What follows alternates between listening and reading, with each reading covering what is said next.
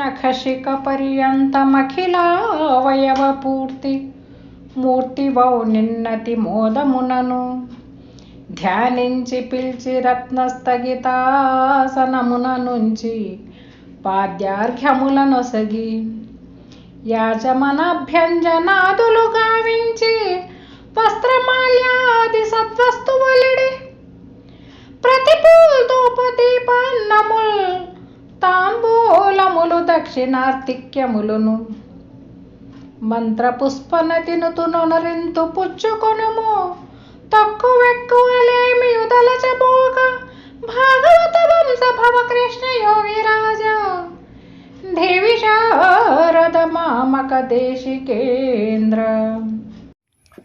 జై నిజ గురుభ్యో నమః.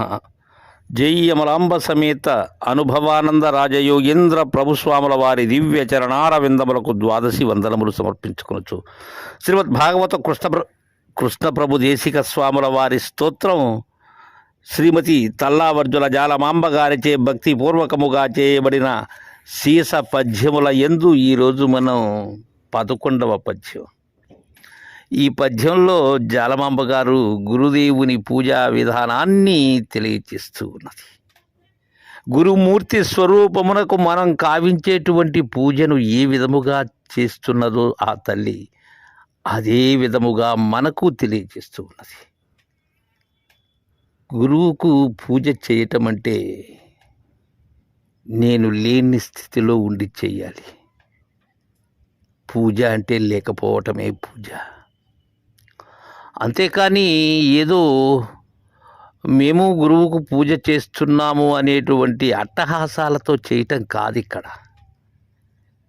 ఇక్కడ తాను లేనటువంటి స్థితిలో అశరీర సద్గురు సార్వభౌములకు పూజ చేయటం సామాన్యమైనటువంటి విషయం కాదది. అందుకే అంటున్నారు ఆ మాతగారు, గురుదేవా నఖశిఖ పర్యంతమఖిలావయవ పూర్తి మూర్తివౌ నిన్నతి మోదమునను. మీ పాదముల యొక్క కాలి గోరు మొదలు కూడా మీ శిఖాభాగం వరకు అన్ని అవయవములను కూడా సన్నుతిస్తూ సంపూర్ణమైనటువంటి గురుమూర్తి స్వరూపము ఏదైతే ఉన్నదో దానిని అత్యంత వేడ్కతో కడు మోదముతో పూజ చేసేందుకై ధ్యానించి పిల్చి, స్వామి చాంచల్యము లేని తలపైనటువంటి ధ్యానంతో పిలుస్తూ ఉన్నానయ్యా, మిమ్మలను ఆహ్వానిస్తూ ఉన్నాను స్వామి. అలా హృదయ కమలమందు ప్రతిష్ఠితమైనటువంటి గురుదేవునకు నమస్కారం చేసే విధానమే ధ్యాయామి ధ్యానం సమర్పయామి అన్నట్లుగా పిలుస్తున్నానయ్యా.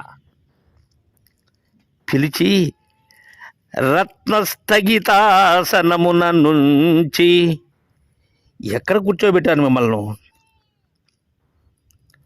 అనేక మణిమయ రత్న ఖచ్చిత శోభితమైనటువంటి సింహాసనం అది. అలాంటి సింహాసనంలో మేము కూర్చొని పెట్టానయ్యా. నా అంతఃకరణములనే 4 కాళ్ళుగా చేసి అహంరహితమైనటువంటి స్థితిని మీకు సింహాసనం గావించానయ్యా. నాలో ఉన్న అహమస్మి అనబడేటువంటి ఈ 2 ఏనుగులు ఏవైతే ఉన్నావో వాటిని లేక చేసేటువంటి తమ చరణ ద్వయములనే సింహములుగా భావించి చేస్తూ ఉన్నాను గురుదేవా. అలా మీకు ఆసనాన్ని అమర్చానయ్యా. అలా ఉంచి పాద్యార్ఘ్యముల నొసగి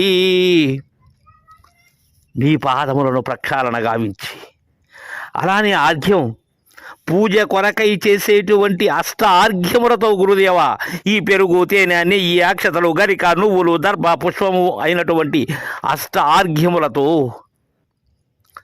ద్వంద్వాతీతమైనటువంటి మీకు నా సందేహములు తీర్చేందుకై ఆర్ఘ్యాన్ని మీకు ఇస్తూ ఉన్నాను గురుదేవా. స్వామి జలతత్వమైనటువంటి చిత్తాన్ని ఆకాశతత్వమైనటువంటి జ్ఞానంలో లయం చేసి దానినే పాద్యముగా సమర్పించాను గురుదేవా. ఇంకా స్వామి, ఆర్ఘ్యం మీ హస్తాలని పరిశుభ్రపరుస్తూ చతుర్వింశతి నిలయుడైనటువంటి జీవుని విచారించి పంచవింశతి తత్వరూపమైనటువంటి ఈశ్వర తత్వాన్ని పొంది మరీ ఆర్ఘ్యాన్ని అర్పిస్తూ ఉన్నాను గురుదేవా. ఇంకా గురుదేవా,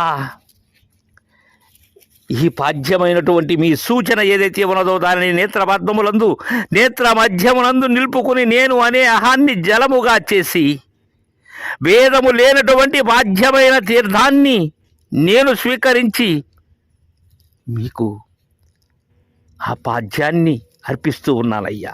అలా నొసగి యాచమన్నాభ్యంజనాదులు గావించి, ఆచమనీయం చూపుడు వేలు పొడవుగా నిలిపి ఆ పుడిసిట జలాన్ని గ్రహించి 3 సార్లు పుచ్చుకునే విధానాన్ని ఆచమనీయం అంటారు. ఇక్కడ నేత్రములకు తెలియరానటువంటి సూత్రాన్ని అందించినటువంటి మీకు అహమస్మిని అర్పిస్తూ ఉన్నానయ్యా. మీ దాహాన్ని తీర్చేందుకు నీరు అందించటమే కాదు, ఇంద్రియ అతీత స్థితిలో నిర్మలత్వాన్ని పొంది ఉన్నాను గురుదేవా. అలా ఆచమనీయాన్ని ఇక అభ్యంజనం ఏదైతే ఉన్నదో, ఏంటి అభ్యంజనం? అభ్యంగ స్నానాన్ని, పంచామృత స్నానాన్ని ధరిపిస్తూ ఉన్నానయ్యా. పంచభ్రమలు లేక చేసినటువంటి ప్రపంచ వాసన లేక చేసిన మీకు పంచామృత స్నానాన్ని అందిస్తూ ఉన్నాను గురుదేవా. స్వామి, ఎలా అంటే ఈ పంచకోశములకు అతీతమై సంకోచరహితమైనటువంటి హిరణ్మయ కోశములో వసిస్తూ ఉన్నాను గాన సంకోచము లేనటువంటి స్థితిలో మీకు అభ్యంజనాన్ని సమర్పిస్తూ ఉన్నాను గురుదేవా. ఇంకా వస్త్ర మాల్యాది సద్వస్తువులిడి, అలా శరీరం లేని మీకు తత్వాతీతమైనటువంటి దానిలో స్నానాన్ని ధరిపించి వస్త్రయుగ్మం ఆడంబరము లేని మీకు గూఢార్థమును ఊడదీసినందులకు, స్వస్తిక త్రయాన్ని నాకు ప్రసాదించినందులకు వస్త్రయుగ్మాన్ని అలంకరణార్థం సమర్పిస్తూ ఉన్నానయ్యా. స్నానాంతరం మీకు అందించేటువంటి నూతన వస్త్రములు అంటే ఆకాశతత్వమైనటువంటి దేహభ్రాంతి ఏదైతే ఉన్నదో దానిని వీడి సుషుమ్న ఆగ్రమణ చేరేటువంటి విధానమే ఇక్కడ వస్త్రయుగ్మం. అలానే యజ్ఞోపవీతం కూడా ధరించండి గురుదేవా. ఏంటి? ఈ త్రిపుటి ఏదైతే ఉన్నదో దానిని యజ్ఞోపవీతంగా చేసి అజ్ఞాన మూలం తీసినందులకు, నా ప్రజ్ఞను లేకుండా చేసినందులకు యజ్ఞోపవీతాన్ని సమర్పిస్తానయ్యా మీకు. అలాంటి సద్వస్తువులిడి, ఇంకా ఆభరణాలు కూడా గురుదేవా. శుద్ధాత్మని రహితమునొచ్చినందులకు సర్వసాక్షి రహితులైన మీకు సర్వాభరణములు అలంకరించి నేను నేత్రానందము పొందుటే కాకుండా శుద్ధ సాత్వికమైనటువంటి విధానంతో శుద్ధాత్మరహితుడై గురు రూపాన్ని పొంది ఉన్నానయ్యా నేను. ఇక గంధాన్ని కూడా అర్పిస్తాను గురుదేవా. ఈ తెలివి శరీర జగములుగా కలిగినటువంటి దానిని గంధంగా చేసి సంయోగరహితులైనటువంటి మీకు గంధాన్ని అలంకరిస్తానయ్యా. ఇక పత్రి పూల్ ధూపదీపాన్నముల్ తాంబూలములు దక్షిణార్థిక్యములును. పత్రి అధవత్ర పూజ, ఆ అధవత్ర పూజను కూడా మీకు చేస్తున్నానయ్యా. అలానే పుష్పములతో అచింత్యాయ నమః బిల్వపత్రం సమర్పయామి, బృందారక వందితాయ నమః తులసీదళం సమర్పయామి అని మీకు పుష్పములతో అలానే పత్రములతో పూజ జరుపుతూ ఉన్నాను గురుదేవా. అన్ని రకములైనటువంటి పత్రములతో మీకు ఆ పూజను వనరుస్తూ ఉన్నాను గురుదేవా అంటూ ఉన్నది జాలమాంబ గారు. ఇంకా గురుదేవా, ఇంకా ఎలాంటి పూజ చేస్తున్నాను నేను? ధూప దీపాన్నముల్. ధూపం ఏమిటి? తపింపచేయబడేటువంటిది ఏదైతే ఉన్నదో అది ధూపం. సువాసన భరితమైనటువంటిది ధూపం. ఇక్కడ ధూపం అనబడేటువంటిది ఏమై ఉన్నది? ఇంద్రియ బృందాన్ని ధూపంగా గుర్తు అయినటువంటి పాదును పెకలించి మీకు ధూపంగా వేస్తాను గురుదేవా. అలా ధూపాన్ని మీకు అర్పిస్తాను గురుదేవా. ఇంకా స్వామి, దీపం ఈ ప్రత్యేగాత్మ పరమాత్మ జ్యోతులతో అగోచరులైనటువంటి మీకు నీవే దిక్కని తలంచి మీ యొక్క దృష్టి కాని దృష్టితో, యోగ దృష్టితో నన్ను కాంచమని మీకు దీపాన్ని. ఎందుకని? గురుదేవులు శిష్యులు పరస్పరము ఒకరు దర్శించుకునేందుకు. నేత్ర మధ్యంలో బాసిల్లేటువంటి ఆపోజ్యోతి అయినటువంటి ఆత్మస్వరూపాన్ని దర్శించి దాని ద్వారా ఎప్పుడూ ఉన్నది ఏదైతే ఉన్నదో ఆ సద్వస్తువును వీక్షించేందుకై. అంటే ఆ మెరుపు వెలుగులో వెలిగేటువంటి సద్గురు రూపాన్ని దర్శించి కాపాడమని దీప ప్రజ్వలన గావిస్తూ ఉన్నాను గురుదేవా. ఇంకా గురుదేవా, తాంబూలములు, దక్షిణార్తిక్యములు, ఈ మహానైవేద్యాన్ని సమర్పించాను. దేహములు లేని మీకు, ఊహపోహలు లేని మీకు, సహస్రార వాసంలో కొలువైనటువంటి మీకు మహానైవేద్యాన్ని ఇస్తున్నానయ్యా.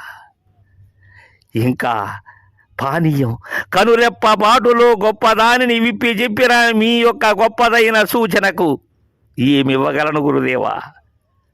అలానే పలోపహార నైవేద్యాన్ని, పతిత భావనలైనటువంటి మీకు పలోపహార నైవేద్యాన్ని అర్పిస్తున్నాను. ఇక తాంబూలం, ఈ పంచకోశములే ఆకులుగా, సంకోచముగా చికాకులు పెడుతూ ఉండబడేటువంటిది ఏదైతే ఉన్నదో ఆ సంకోచమునే ఒక్కగా, ఈ పరా ప్రకృతులు అనబడేటువంటి వాటిని సున్నముగా అర్పించి వేస్తున్నానయ్యా. ఇక దక్షిణ, నిత్యరహితుడమైనటువంటి మీకు ఏం దక్షిణ ఇవ్వగలయ్యా? సువర్ణోదర గర్భస్థం స్వర్ణ బీజం మయార్పితం అనంతం పుణ్యతం స్వామిందే గృహాణత్వం అచ్యుతం అంటూ సువర్ణ పుష్ప దక్షిణాన్ని మీకు సమర్పిస్తూ ఉన్నాను గురుదేవా. అలా సమర్పించి స్వామి, ఇంకా మీకు గురుదేవా ఆర్తిక్యములు, హారతి, నీరాజనం, అగ్ని కర్పూరవత్, కర్పూరసికి న్యాయంగా అందజేసినటువంటి మీకు మంగళ నీరాజనాన్ని అర్పిస్తూ మంత్ర పుష్ప నతి నుతులొనరింతు పుచ్చుకొనుము. అలా మీకు దివ్య సువర్ణ మంత్ర పుష్పాన్ని సమర్పిస్తూ ఉన్నానయ్యా. సుగేతకి పాటల పారే జాత అంపేయకం జాత రసాల మల్లిక చామంతికా సంయుత మంత్ర పుష్పం గృహాణ విష్ణు శివశంకరాచ్యుత అంటూ మంగళ నీరాజనాన్ని అర్పిస్తూ ఉన్నాను గురుదేవా. స్వామి, తక్కువెక్కువలేమియు దలచబోక, తలపేలేనటువంటి మీరు నేను చేసేటువంటి పూజలో ఎక్కడైనా నాకు తెలియక దోషములు ఉన్నట్లయితే, నన్ను ద్వయము ఆవహించి ఉన్నట్లయితే ఆ ద్వయదోషాన్ని రహితం చేసి, ఏమీ తలపు లేనటువంటి మీరు తలచేది ఎక్కడ ఉన్నది స్వామి? అయినా అనవలసి వస్తున్నది కాబట్టి అంటున్నానయ్యా. తక్కువెక్కువలేమియు దళచబోక భాగవత వంశ భవకృష్ణ యోగి రాజ దేవి శారద మామక దేశికేంద్ర అంటూ చక్కగా గురుదేవునకు షోడశోపచార పూజా విధానాన్ని సమర్పించారు మాతృమూర్తి అయినటువంటి జాలమాంబ గారు. తర్వాయి పద్యాన్ని రేపు ముచ్చరించుకుందాం. జై గురుదేవా.